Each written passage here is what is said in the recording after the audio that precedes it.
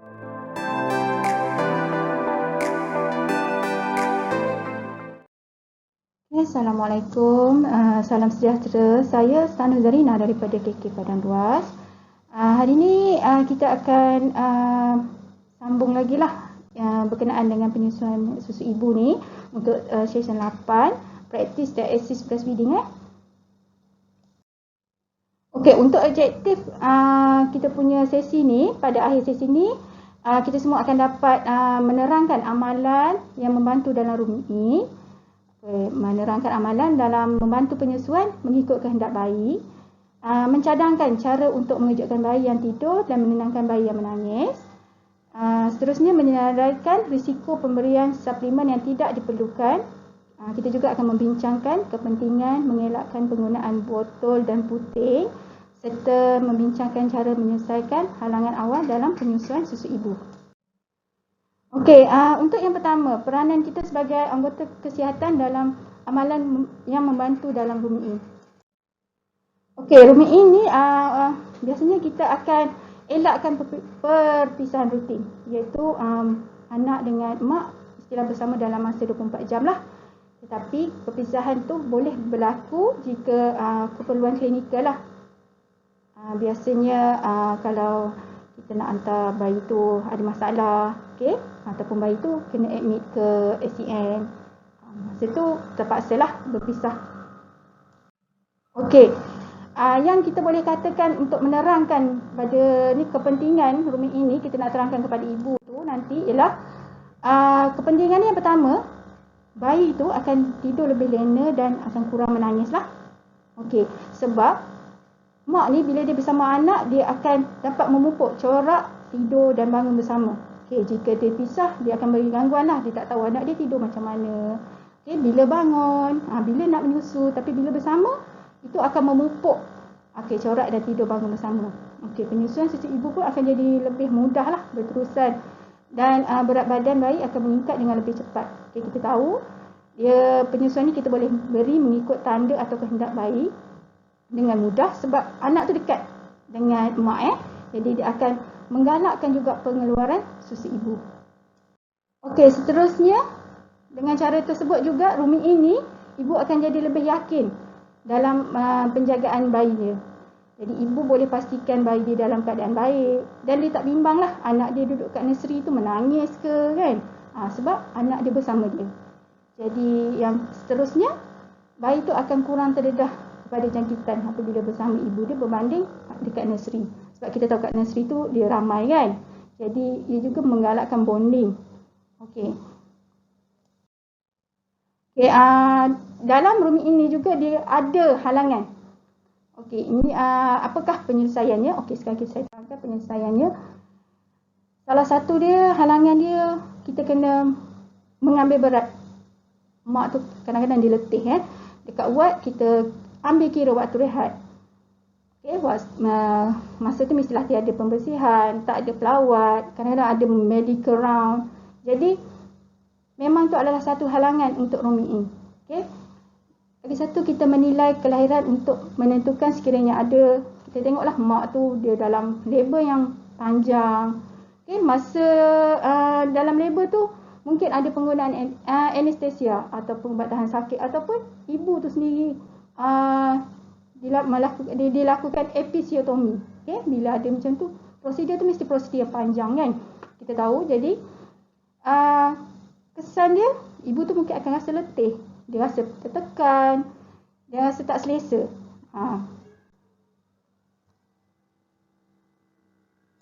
Okey, untuk halangan yang seterusnya ialah menghantar bayi ke nursery untuk prosedur. Okay, secara amnya penjagaan bayi perlu dilakukan di tepi kata ibu lah dengan kehadiran ibu. Jadi senang lah. Jadi ibu ada rasa yakin untuk jaga anak dia. Senang untuk dia menyusukan. Bila dipisahkan, memang keyakinan tu memang kurang lah. Okay, yang seterusnya kepercayaan bahawa bayi baru lahir perlukan pemerhatian. Bayi masih boleh diberi perhatian walaupun bersama ibu. Okay, ibu adalah pemerhati bayi yang terbaik. Okay, pemerhatian yang kurang dekat nursery. Kerana dekat nursery ni kita tahu ramai sangat bayi. Jadi Dia tak boleh nak beri perhatian, staff ni tak boleh beri perhatian pada satu-satu bayi dalam pada satu masa. Okay? Jadi bila bersama mak lagi senang lah. Kita tahu, mak tu sendiri akan tahu, okay, bila anak dia nak menyusu, bila keperluan nak tukar lampin ke apa, semua mak dia akan tahu. Okey, yang seterusnya tiada ruang liwat untuk kot bayi. Ada masanya, ini adalah halangan yang besar sebab terpaksa berkongsi katil, bayi terpaksa berkongsi katil dan tidur bersamalah. Okey, ini akan menyebabkan ibu dan bayi mendapat lebih rehat. Memang betul lah yang tu kan. Tapi katil mungkin memerlukan pagar di katil tu di tepi dia tu kita perlukan pagar lah untuk elakkan bayi tu daripada jatuh. Kadang-kadang ada masanya kerusi tu dia bertentangan dengan katil bertentangan dengan dinding. Jadi tu sebenarnya diperlukan untuk mengurangkan risiko bayi tu daripada terjatuh. Tapi bukan semua katil atau semua bilik, semua tempat ada benda-benda ni. Okey, staff tidak tahu bagaimana hendak membantu ibu dalam penjagaan bayi. Okey, bukan semua tahu macam mana cara nak menenangkan bayi atau penjagaan bayi.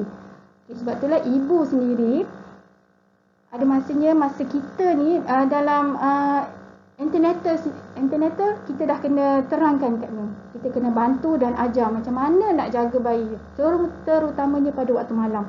Okey. Lebih-lebih lagi pada ibu-ibu yang primate ataupun ibu yang anak sulung ni kan. Dia banyak benda tak tahu, anak yang pertama. Jadi kalau boleh jangan jauhkan bayi daripada ibunya. Sebab dia akan mengurangkan keyakinan ibu bahawa dia boleh mengatasi masalah dalam menjadi seorang ibu lah. Okey, ibu meminta supaya bayinya dihantar ke nursery. Okey, ini salah satu daripada halangan lah. Kita kena jelaskanlah kepada ibu sebab apa kita menggalakkan rooming in. Okey, ini adalah masa mak tu dia mengenali bayinya. Okey, ini adalah masa yang terbaik untuk mak dengan bayi. Okey, untuk bersama. Jadi masa itulah kita sebut bonding Jadi kita kenal masa bila anak tu nak menyusu. Okey, dia punya tu kita kena beritahu. Kadang-kadang ada ibu-ibu ni dia tak tahu. Kan? Okey, berbincang dengan ibu sebab minta bayinya hantar nursery. Okey, yang ni kita kena bincang. Okey, jangan tanya dia kenapa? Apa masalah dia yang menyebabkan dia nak anak dia tu dihantar ke nursery. Okey. Okey, sekiranya perpisahan disebabkan masalah perubatan. Okey, macam yang tadilah. Okey, catatkan sebab perpisahan. Okey, untuk senang kita lakukan pemerhatian sekerap mungkin. Okey, kalau boleh kita tak nak biarkan terlalu lama lah mak dengan anak dia berpisah kan. Okay, lagi satu kita galakkanlah kalau bayi ni dihantar ke nursery, kita galakkan ibu-ibu ni pergi tengok anak dia, pegang anak dia. Okay. Lagi satu kita galakkan express breast milk lah. Okay. Untuk kekalkan pemberian susu ibu. Jangan nanti anak hantar ke nursery. Okay, itu adalah dia kata alasan tak nak bagi anak dia menyusu. Tak boleh macam tu. Kita kena terangkan dia. Walaupun anak dia berpisah dengan dia masih boleh lagi beri susu badan. Okey, peranan kita dalam membantu mengikut kehendak bayi lah. On demand Okey, encourage breastfeeding on demand ataupun kita galakkan pemberian on demand. Okey, kita maksud dia kat sini kekerapan tempoh penyusuan bergantung pada keperluan dan kehendak dan tanda-tanda bayi nak menyusu. Okey, tak semestinya kita beritahu okey sejam sekali menyusukan bayi atau setengah jam sekali menyusukan bayi. Kita kena beritahu pada ni dan terang kepada ibu-ibu penyusuan perlu diberi mengikut kehendak. Tak kiralah bila-bila masa anak dia nak, dia boleh bagi. Okey, tak ada masalah sebenarnya. Itulah maksud breastfeeding on demand. Okey, bagaimana kita boleh menjelaskan bahawa penyusuan ini mengikut kehendak bayi adalah disarankan. Okey, dengan cara tersebut bayi akan dapat lebih imunisasi daripada kolesterol dan lebih perlindungan daripada penyakit lah. Sebab kita tahu hari pertama sampai hari keempat tu kolesterol yang susu yang akan menghasilkan kolesterol. Okey, kolesterol itu penting. Hari pertama sampai hari keempat kita kena terangkan untuk mengenai tentang pelindungan. Ada separuh-separuh mak ni dia tak nak bagi anak dia sebab dia kata susu tak ada keluar susu putih, keluar susu kuning je. Jadi dia tak bagi. Okey. Lagi satu, breastfeeding on demand ni mempercepatkan pengeluaran susu. Jadi lagi kerap kita bagi, lagi banyak susu dihasilkan lah. Okay, lagi seterusnya mempercepatkan peningkatan berat badan bayi.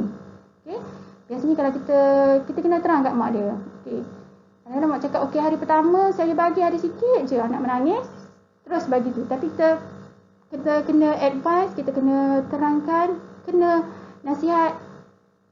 Sebenarnya susu badan ialah akan mempercepatkan peningkatan berat badan. Selain daripada itu, dia akan mengurangkan neonatal jaundice atau kuning ni. Ada separuh mak, anak kuning tak nak bagi susu badan, terus bagi susu. Sebab apa? Anak dia kata anak dia kurang kurang berak, kurang kencing sebab tak ada susu, dia cakap. Okey, dia campur. Sebenarnya tu salah, kita kena terangkan kat dia. Okey, lagi satu, dia akan mengurangkan breast engorgement. Kita tahu kalau tak bagi susu badan, biasanya breast akan membengkak. Okey. Seterusnya, ibu belajar untuk tindak balas terhadap bayi lah. Okey, memudahkan penyusuan susu ibu, untuk melancarkan lagi penyusuan susu ibu. Dengan cara tersebut juga sebenarnya bayi akan kurang menangis dan kita tak perlu bagi suplemen, tak perlu. Kalau betul-betul kita bagi on demand, insya-Allah anak tu akan cukup susu. Okay? Jadi tempoh penyusuan tu akan jadi lebih lama lah. Okay? Kan kita galakkan penyusuan sampai 2 tahun kan. Kalau dimulakan daripada awal, insya-Allah susu tu akan berterusan lah sampai ada masanya lebih daripada 2 tahun dia dapat menyusukan anak dia. Okey, apakah tanda-tanda yang perlu dilihat untuk mengetahui bayi hendak menyusu? Okay, banyak tanda-tanda dia ya. Tanda lapar. Yang pertama, masa menyusu bila bayi menunjukkan tanda-tanda lapar adalah yang pertama dia akan menggerak-gerakkan mata dia. Okay, kalau mata dia tertutup pun kita nampak dia punya bola mata dia tu macam bergerak-gerak lah. Yang seterusnya membuka mulut, menjulurkan lidah dan memusingkan kepala. Dia macam mencari-cari mengeluarkan bunyi seperti menghisap. Okay, dan seterusnya tak kira lah apa saja yang ada dekat sebelah dia atau tercapai dia akan tangkap dan menghisap. Terutama jari ataupun kain-kain yang dekat berdekatan dengan mulut dia akan tarik untuk hisap. Itulah tanda-tanda dia lah ya. Okey, biasanya tanda-tanda akhir dia akan menangis. Dia bengkokkan kaki belakang dan masa tu kalau bagi susu pun dah susah untuk melekat lah. Okey, kalau untuk kurang susu, setengah bayi ada tenang, menunggu dan menyusu, tertidur semula. Kalau tak dapat macam tu lah dia akan dah penat kan? Dia tidur balik. Okey, tanda-tanda kenyang.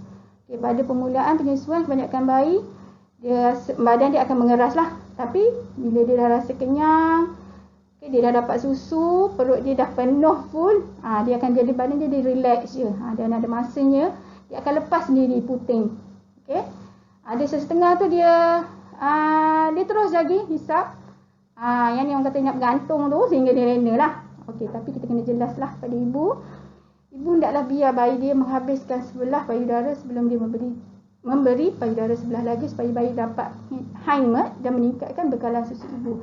Okey, macam ni. Maksud dia, kalau kita bagi susu, okey, kalau mulakan belah kanan, okey, bagi sampai betul-betul anak tu kenyang dan lepas diri pada belah kanan. Untuk penyusuan yang seterusnya nanti, bagi pula belah kiri. Jadi dia akan dapat susu yang yang diperlukan lah. Okay. Dengan cara itu dia dapat meningkatkan bekalan susu. Tapi mesti ibu akan cakap, saya bagi belah kanan tapi belah kiri pun ada lagi susu. Macam mana tu keluar? Tak ada masalah. Kita boleh perah yang belah kiri masa kita bagi belah kanan. Nanti susu tu dihasilkan serentak untuk sesi yang lagi sekali. Sesi yang seterusnya. Jadi susu tu tak akan putus. Okey, seterusnya feeding pattern lah. Okey, setengah bayi menyusu untuk jangka masa yang singkat tetapi kerap. Isap-isap sikit dah berhenti, tak nak dah. Dan setengah pula tu dia menyusu tu lama sangat. Dia betul-betul kenyang, lepas tu baru nak menyusu. Okey. Dan dia punya corak dia tu mungkin akan berubah daripada masa sehari ke sehari. Okey. Nanti jangan pula nanti ada ibu cakap, anak saya susu sekejap-sekejap. Tapi kerap. Kenapa anak dia nyusu lama, lepas tu macam betul-betul kenyang. Tak nak dah. Ya, tapi kena terang lah. Setiap bayi tu tak sama. Corak dia memang tak sama.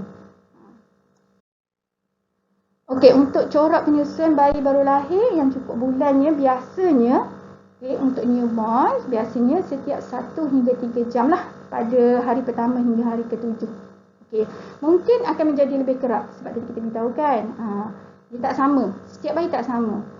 Okey, lagi satu kita kena terangkan night feed ni ada penting untuk memastikan rangsangan yang mencukupi untuk penghasilan dan pengeluaran susu dan juga untuk mencegah kehamilan. Okey, apabila susu telah dimulakan, biasanya kita akan bagi lebih lah dalam 8 hingga 12 kali penyusuan dalam masa 24 jam lah. Kena terangkan dekat mak. Kalau 8 hingga 12 kali anak tu nyusu dalam masa sehari tu adalah biasa. Okey, biasanya terdapat selang masa yang panjang di antara penyusuan. Kalau dia dah makin kerap macam tu, biasanya dia lagi inilah. Okey. Lagi panjang masa dia menyusu. Okey, corak penyusuan untuk bayi baru lahir yang cukup bulan lah. Okey, semasa dalam peringkat pembesaran, bayi akan cepat lapar.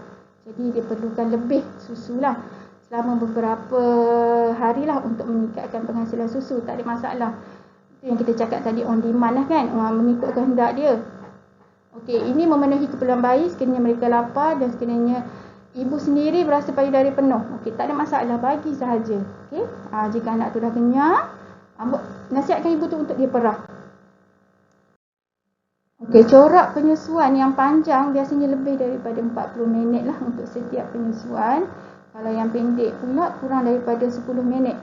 Okey, yang feed ni biasanya lebih daripada 12 penyusuan lah dalam masa 24 jam. Biasanya perkara ni terjadi kalau baby tu sendiri dia tak betul-betul dapat attach dengan breast lah. Jadi dia menyusu sekejap dan susu sekejap sebab dia tak action betul-betul kan. Okey, dia menyusu sekejap, lepas tu dia lepas. Tapi dia nak lagi. Itu jadi lebih tu. Okey, untuk special situation, ibu mungkin perlu mengaturlah penyusuan untuk 1 hingga 2 hari untuk membangunkan bayinya sekiranya. Biasanya bayi yang kerap tidur ni, bayi pram, anak yang ada jaundice atau kesal ubat semasa proses kelahiran lah. Okey, yang ni kita kena kejutkan. Jamak, kena kejutkan. Jangan biar je anak tu tidur. Okey, payudara ini akan menyebabkan lah, kalau kita biarkan payudara ibu dia akan jadi penuh. Jadi mak sendiri tak selesa. Jadi bila anak tu tidur, kejutkan. Beritahulah, jangan balut sangat. Biasanya mak-mak dia suka balut anak dia. Jadi bila dah balut macam tu, memang anak tu memang suka sangat tidur. Sedap sangat dia tidur. Okey, lagi satu, bayi yang diberi penyusuan gantian juga perlu diberi mengikut kehendak, bukan mengikut jadual atau masa yang ditetapkan. Kadang-kadang kita memaksa bayi menghabiskan susu kerana susu telah disediakan. Ini akan menyebabkan penyusuan berlebihan. Okey, ibu dapat melihat tanda bayi kekenyangan lah. Kalau macam dia tolak, dia pusing-pusing kepala dia, tak nak pandang lain tu, tak payahlah kita nak bagi juga. Okey. Penyusuan gantian mestilah dihabiskan dalam masa 1 jam bermula dari bayi menyusu dan jangan simpan kerana terdapat pembiakan bakteria dalam susu lah. Jika tidak dapat habiskan, susu tersebut dicampur dalam sajian. Jika tidak dapat dihabiskan, susu tersebut boleh dicampur lah dalam sajian abang atau kakak-kakak dia. Okey, nak bangunkan bayi yang tidur dan menenangkan bayi yang menangis. Ini macam nak kadang-kadang susah. Okey, tapi banyak cara. Yang pertama, kita buka atau keluarkan selimut dan baju dia. Biarkan kaki tangan dia bergerak-gerak. Selagi kita badut dia, betul lah cakap tadi kan, dia sedap tidur. Panas je kan. Dia rasa macam kena dakap, memang dia akan tidur. Okey, susukan bayi dalam upright position. Mak tu duduk lah, nak menyusu kan. Okey, bercakap dengan bayi sambil urut-urut badan dia, sembang-sembang dengan dia, jangan senyap je bagi nyusu. Okey, itu kita kena terangkan kepada pasien ya. Okey, tunggu selama setengah jam dan cuba lagi. Kalau anak tu tidur, kita cuba lagi. Okey, elakkan dari menyakiti bayi dengan menepuk-nepuk pipi dengan kaki. Ada setengah tu dia akan tepuk-tepuk tapak kaki. Slow-slow lah dengan tu ya. Untuk kejutkan dia, banyak cara untuk kejutkan dia. Okey, kalau nak menangis, kalau anak tu menangis pula, kita nak bina keyakinan ibu tentang keupayaan dan penjagaan dia dan beri sokongan. Okay, kalau menenangkan bayi yang menangis, kita dengar dan terima perasaan ibu. Kita dengarlah, janganlah anak ditegangkan anak dia menangis, kita buat tak tahu je. Okay. Kita menekankan apa yang ibu lakukan adalah betul. Okey, tak boleh, tu tak betul, ni tak betul. Tak betul tu bagi susu tu. Tak betul ni lah. Lagi mak dia lagi stres tau. Mak lagi stres, anak tu lagi menangis. Jadi penyusuan ni memang tak akan berjaya. Okey. Lagi satu, kita beri informasi atau kita bagi maklumat lah yang berkaitan. Kita sendiri akan terangkan, okey, sebenarnya puan, sebenarnya macam ni yang betul. Ni cara dia. Kita kena bagi cadangan. Okey, bagi cadangan. Lepas tu kita bantu dia secara praktikal. Macam mana cara yang betul. InsyaAllah ibu tu akan terima kalau kita kalau kita bagi cadangan tu. Sambil kita tunjuk dekat dia, insyaAllah dia akan terima. Okey, pastikanlah bayi tu selesa kalau dia menangis tu kan. Cuba tengok, cek lampin tu. Ada masa lampin basah. Okey, mungkin dia panas ke. Memang dia tak akan menyusu lah, dia akan menangis. Lagi satu, kita letakkan bayi dekat dengan payudara lah. Okey, bila dia lapar dahaga, biasanya dia akan cari. Dia akan cari sendiri. Dan lagi satu ni, dia akan buat bayi rasa selamat lah. Dia dengan mak dia kan, sama rasa macam duduk kat dalam perut, dengan jantung mak, macam tu lah. Okey, cadangan yang seterusnya untuk menenangkan bayi menangis lah, letak bayi atas dada ibu dengan sentuhan kulit, kepanasan, bau mak dia, degupan jantung. Dia sebenarnya akan menenangkan. Dia terasa macam dia kat dalam kandungan lagi.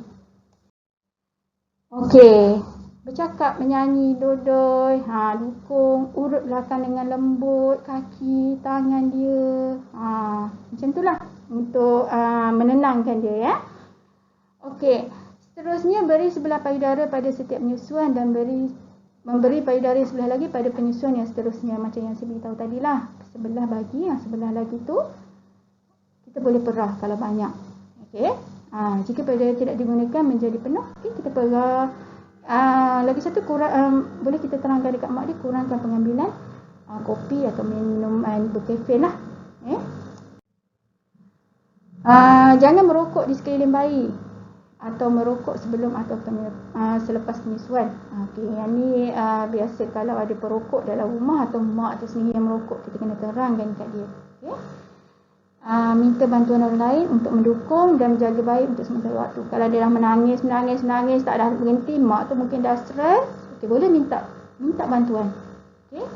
Macam tadilah, kita libatkan ahli keluarga. Itu adalah untuk elakkan daripada mak dia rasa tertekan. Bila dia rasa tertekan, sebenarnya susu tu sendiri pun tak akan terhasil. Lagi mak dia stres. Okey, cara pegang pun kita kena ni lah, supaya bayi tu sendiri dia akan rasa selamat lah. Kita pegang tu. Macam mana cara kita nak pegang? Ajar mak tu cara nak pegang yang betul. Sokong kepala, tangan, kaki, badan dia. Okey, senarai risiko pemberian suplemen tidak diperlukan lah. Seterusnya Okey, untuk ni kita elakkan suplemen yang tidak diperlukan. Okey, bayi yang cukup bulan dan sihat kurang memerlukan perubatan dan suplemen lah. Sebenarnya bayi ni kalau dia betul-betul sihat, kecil lagi, tak perlu pun apa-apa suplemen. Mereka tidak perlukan air juga untuk elak dehidrasi. Sebab susu badan di sini pun dah cukup untuk anak tu. Keperluan bayi pramatang atau sakit yang mempunyai indikasi perubatan terhadap suplemen akan dibincangkan dalam sesi yang lain lah. Okey, bahaya suplemen yang seterusnya ialah sebab kita galakkan penyusuan susu ibu ni secara eksklusif untuk 6 bulan pertama. Jadi kalau kita bagi suplemen ni, dia akan menyebabkan bayi tu dia rasa kenyang, jadi dia tak akan hisap lah payudara mak dia. Okey, bila dia tak hisap, dia akan mengurangkan pengeluaran susu, menyebabkan payudara mak dia tu kan rasa penuh lah, boleh menyebabkan breast engorge. Jadi itu juga akan menyebabkan kekurangan peningkatan berat badan bayi. Sebab dia tak minum susu badan, tapi kita bagi dia air kosong, bagi glukos, peningkatan tu tak ada. Kan kita tahu air kosong dia tak ada khasiat. Dan seterusnya mengurangkan kesan perlindungan penyusuan susu ibu dan meningkatkan risiko diarrhea dan juga penyakit-penyakit lain lah. Contohnya tadi kita cakap kita bagi minum air masak kan, air kosong. Kita tahu air tu betul-betul dimasak ke, kita tak tahu kan. Cara bancuhan glukos tu sendiri kita tak tahu. Itu akan mungkin faktor yang akan menyebabkan anak tu akan mendapat diarrhea. Okey. Selain itu dia akan mendedahkan bayi terhadap faktor alergik dan juga akan menyebabkan eczema serta asma. Okay, ibu-ibu juga akan kurang rasa yakin lah. Okey, sebab kita bagi suplemen untuk menenangkan bayi. Okay, kita bagi benda lain. Okey, bagi air. Bagi air, dia cakap anak kenyang. Kenyang dengan air kosong. Jadi mak tu, okey, tak apalah. Bagi air pun anak dia akan senyap. Tapi sebenarnya dia kurangkan keyakinan ibu untuk bagi penyusuan susu ibu. Jadi dia kata dengan air pun anak dia boleh senyap. Okey. Jadi kita kalau boleh kita nak elakkan lah ni Okey, kenapa penggunaan suplemen tidak disarankan? Okey, ibu yang mencari suplemen mungkin menunjukkan bahawa dia mempunyai masalah dalam penyusuan dan penjagaan anaknya. Okey, ia adalah lebih baik membantu ibu untuk mengatasi masalah daripada memberi suplemen dan tidak mengindahkan masalahnya. Okay, kita kena tanya dia kenapa dia nak bagi suplemen untuk anak dia ataupun makanan tambahan lain untuk anak dia. Okay. Yang seterusnya, kaki tangan kesihatan yang memberi suplemen sebagai penyelesaian mungkin menunjukkan dia kurang pengetahuan dan kemahiran dalam penyusuan susu ibu dan tidak menyokong susu ibu. Okey, macam kita sendiri kaki tangan kesihatan, kalau boleh kita terangkan kepada ibu-ibu tu kenapa kita tak galakkan suplemen. Sebab kita nak menyokong penyusuan susu ibu kan. Jadi kita kena terangkan lah, kita sendiri pun kena ada knowledge tentang penyusuan susu ibu lah untuk terangkan kepada ibu-ibu lah. Okay, kita kena terangkan kegerapan penggunaan suplemen mungkin menunjukkan ibu dalam keadaan tertekan. Okey, memilih jalan yang mudah untuk menyelesaikan masalah. Itu ada masanya dia bagi glukos, dia bagi air kosong ataupun dia bagi susu tepung pada anak dia. Okey, penggunaan botol dan puting tiruan. Okey, kalau boleh terangkan kenapa kita tak bagi guna botol dengan puting tiruan. Okey. Elakkan penggunaan botol dan puting tiruan ni. Sebab anak tu akan menolak untuk menghisap payudara. Dia akan lebih suka pada puting tiruan. Okay? Dia sebab bila dia hisap botol, jadi dia tak perlu guna tenaga yang banyak. Okay? Puting tu sendiri ada lubang, senang. Sedut je keluar. Jadi bila menyusu badan ni, dia perlukan sedikit tenaga lah. Sebab tu bila dah start mulakan botol atau hisap puting ni, anak takkan susu badan. Biasa dia akan menolak susu badan. Okey. Sekiranya bayi lapar diberi puting bukan penyusuan, bayi akan dia akan kurang menyusu. Jadi kita akan tengoklah, kita akan dapat tengok dia akan mengalami pembesaran yang kurang memuaskan. Okey, elakkan botol dan puting. Okey. Biasanya botol dan puting ni dia senang menyebabkan berlakunya jangkitan kuman lah. Okey, jangkitan telinga, masalah gigi. Okey, masalah biasalah ni kalau kita guna botol dengan puting ni. Okey, kadang-kadang mak-mak ni ada beritahu, anak saya gigi cepat rosak. Cuba tanya dia, ada tak dia bagi botol dekat rumah atau puting tu sendiri. Okey. Kiranya suplemen diperlukan, okey, kita kena terangkan dia. Penyusuan menggunakan cawan kita sarankan. Okey. Sebab apa? Cawan tu mudah dibersihkan. Tapi kena pastikanlah cara pemberian tu. Pastikan bayi dalam kedudukan yang tegak. Pandang muka bayi tu semasa kita bagi penyusuan tu. Biasanya kalau kita guna cawan dia ni, masa dia tak lama sangat lah daripada kita bagi botol.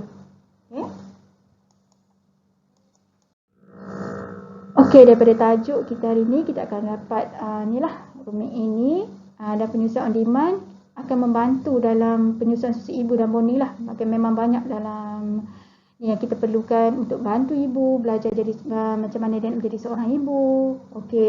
macam mana supplemental feed itu bahaya bagi bayi, okey, dan puting tiruan yang boleh membawa masalah. Okeylah, terima kasih kerana mendengar. Okay, semoga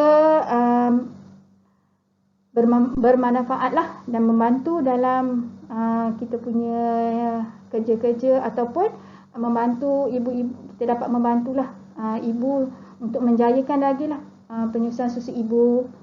Okay, sekian, terima kasih.